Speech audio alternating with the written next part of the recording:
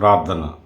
సర్వశక్తియు మిక్కిలి కనికరము గల మా ప్రియ పరలోకపు తండ్రి, నీ పరిశుద్ధమైన శ్రేష్టమైన ఘనమైన అద్వితీయ నామమునకు వందనములు స్తోత్రములు చెల్లించుకుంటున్నాము.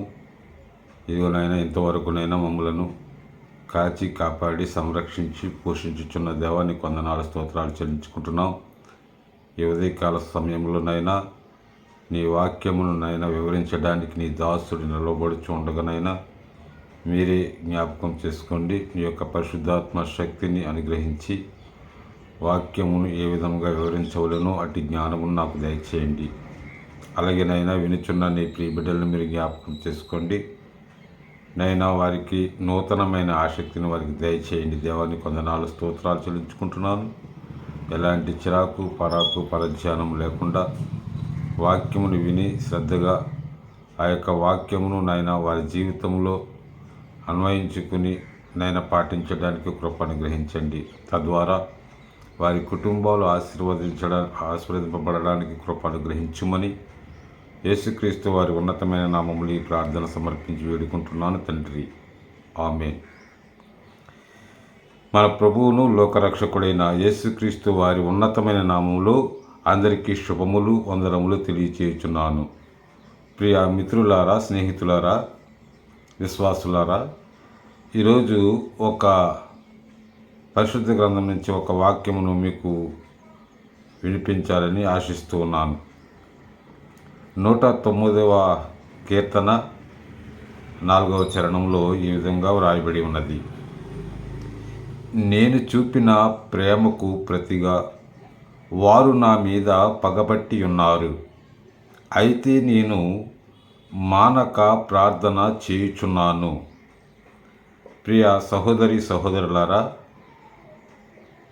ఈ వాక్యములో దేవుని యొక్క ప్రేమను, అపారమైన ఆయన కృపను, దయను, జాలిని చూపిస్తూ ఆయన చూపుతున్న ప్రేమను మన ముందు ఉంచుతున్నారు.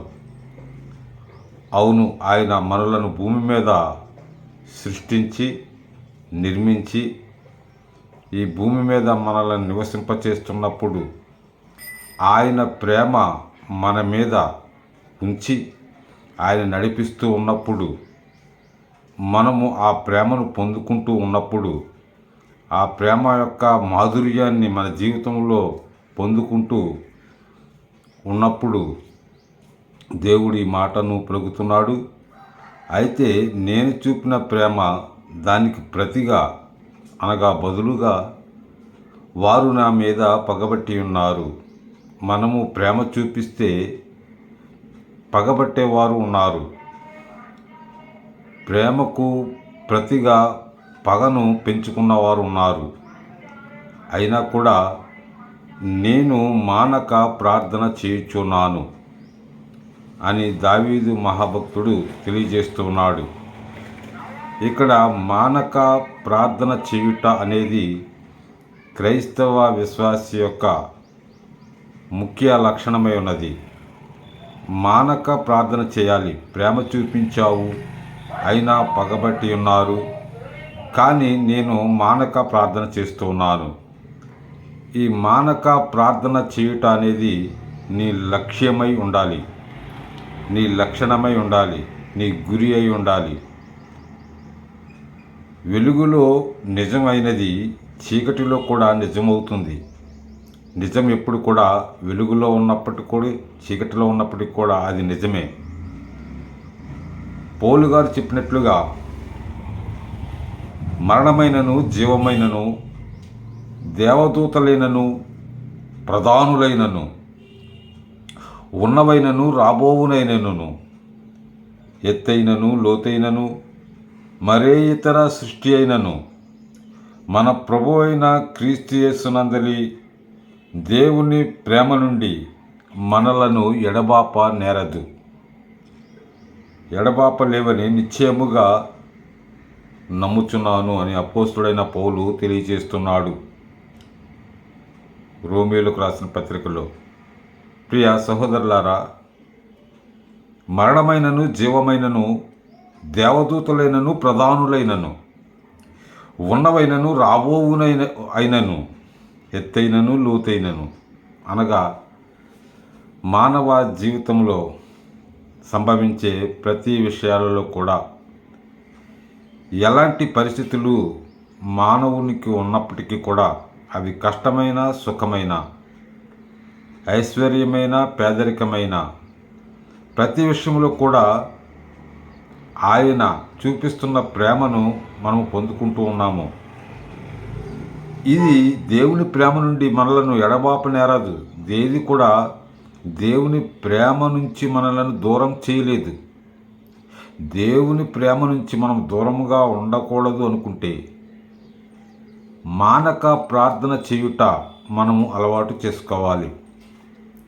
మానక విసుకక ప్రార్థన చేయుట ద్వారా దేవునికి సమీపముగా దగ్గరగా ఉండగలము. అపోస్తులైన పౌలు ఈ విధంగా చెప్తూ ఉన్నాడు. రోమిలకు రాసిన పత్రిక 8వ అధ్యాయము 38వ వచనంలో, ప్రియులారా, కాబట్టి మరణమైన జీవమైన దేవదూతలైన ప్రధానులైన ఉన్నవైనను రాబోయినను ఎత్తైనను లోతైనను మరే ఇతర సృష్టి అయిన మన ప్రభు అయిన క్రీస్తు యేసునందలి దేవుని ప్రేమ నుండి మనలను ఎడబాపనేరవు. కాబట్టి దేవుని ప్రేమకు మనము ఎప్పుడైతే దూరంగా ఉన్నాము అని మన మనసుకు అనిపిస్తూ ఉందో వెంటనే మనం తీసుకోవాల్సిన ఒక నిర్ణయం ఏమిటంటే దేవుని ప్రేమకు దగ్గర అవ్వాలి. అనగా మానక ప్రార్థన చేయాలి. మానక ప్రార్థన చేయుట ద్వారా మనము శత్రువులను మిత్రులుగా మార్చుకోగలము. మిత్రులతో స్నేహపూర్వకమైన వాతావరణం కల్పించుకుని వాక్యములో దినదినము అభివృద్ధి చెందగలము. మన కుటుంబాలు ఆశీర్వదించబడతాయి. మనము క్షేమకరముగా ఉంటాము. మనము చూపించిన ప్రేమకు ప్రతిగా పగబట్టకుండా ఉండాలంటే మనము ఏం చేయాలంటే మానక ప్రార్థన చేయాలి.